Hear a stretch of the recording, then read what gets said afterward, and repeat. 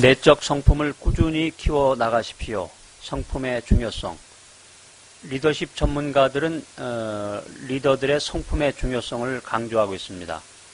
지금까지는 주로 리더들의 능력과 역량에 초점을 맞춰서 리더십을 이야기해 왔는데, 인간 내면의 그 성품이 중요하다라는 이론이 등장하면서 기업에서조차도 최근 들어서는 사람들의 그 실력보다는 리더가 갖는 그 내면적인 성품, 그 내면적인 성품을 중요시하고 있다라고 하는 것입니다. 그래서 예를 들어서 기업에서 직원 채용을 할 때 그 학교의 성적표보다는 그 사람의 협동 능력이라든가 인간관계, 또 내면적인 성품에 중점을 두고 사람을 채용한다라고 하는 것입니다. 그래서 최근의 그 트렌드는 IQ보다도 EQ를 더 중요하게 평가한다라고 하는 것인데요. 다시 말해서 그 내면적인 성품, 정서적인 상태가 외부에 보여주는 그 능력의 수치보다 훨씬 중요하게 평가되는 세상이 되었다라고 하는 것입니다. 자, 그럼 성품이라고 하는 것은 무엇인가 한번 살펴보겠습니다.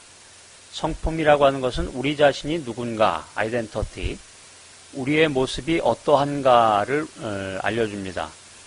더 나아가서 리더의 성품이라고 하는 것은 리더의 삶과 분리할 수가 없는데, 리더의 성품이라고 하는 것은 순간적인 것이 아니라 계속해서 끊임없이 훈련되어지고 또 축적되어 온 그 어떤 것이라는 것이죠.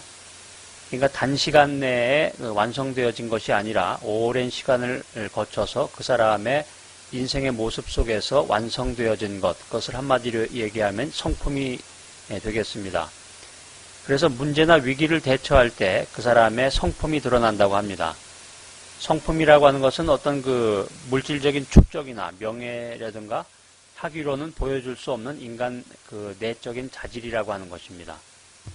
그래서 어떤 면에서 보면 우리가 이제 선택하고 그 어떤 경험을 할 때 그 인간의 그 성품이 하나씩 완성되어진다라고도 얘기할 수 있겠습니다. 선택이 성품을 나타낸다. 자, 어려운 상황을 우리가 당당히 맞을 수도 있고 아니면 도피할 수도 있는데 진리를 선포할 것인가 진리를 외면할 것인가 하는 것에 대한 그 선택의 기로에 우리 리더들은 항상 노출이 되어 있습니다. 그래서 그저 눈을 속여가며 반짝 성공, 세상적인 그런 성공의 그 성공관을 가지고 사람들을 대하고 세상을 대할 것인지 아니면 꾸준한 자기 정진을 하면서 바른 방법, 올바른 방법으로 더 나아가서 우리가 영적인 방법, 성경적인 방법으로 세상을 살아나갈 것인지 이 모든 하나하나의 그 선택의 순간, 그 체험의 순간들이 그 리더의 성품을 만들어 간다라고 하는 것입니다. 그 사람들은 이러한 리더의 성품을 지켜보면서 그 리더를 신뢰할 것인지 따를 것인지 또 신뢰하지 않을 것인지 따르지 않을 것인지 하는 것을 결정하게 된다라고 하는 것입니다. 그런데 문제는 우리가 리더로서 받는 그 유혹들이 있는데요. 그것은 우리의 그 내적인 성품을 꾸준히 세워나가기보다는 사람들이 쉽게 그 리더를 평가하는 그 외적인 면에 관심을 갖는다라고 하는 것입니다. 그래서 사람들이 쉽게 판단하는 그 평가 기준을 관리하고 그것을 보충하는데 더 많은 관심과 시간을 기울이고 살아가는데 우리 그 리더들의 그 유혹이 있다라고 하는 것이죠. 잠언서 4장 23절에 보면 이런 말이 기록되어 있습니다. 무릇 지킬 만한 것보다 내 마음을 지키라.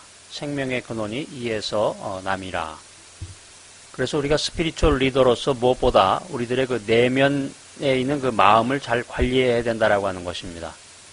예수님도 공생의 기간을 보면 자신의 그 마음을 잘 다스리는 영적 교제의 시간을 새벽마다 가지셨다라고 하는 것을 우리가 성경에서 알 수 있습니다. 내면의 성품이 잘 정돈된 예수님은 항상 자신의 삶의 목적을 하나님의 뜻에 맞추어서 점검하셨다라고 하는 것입니다.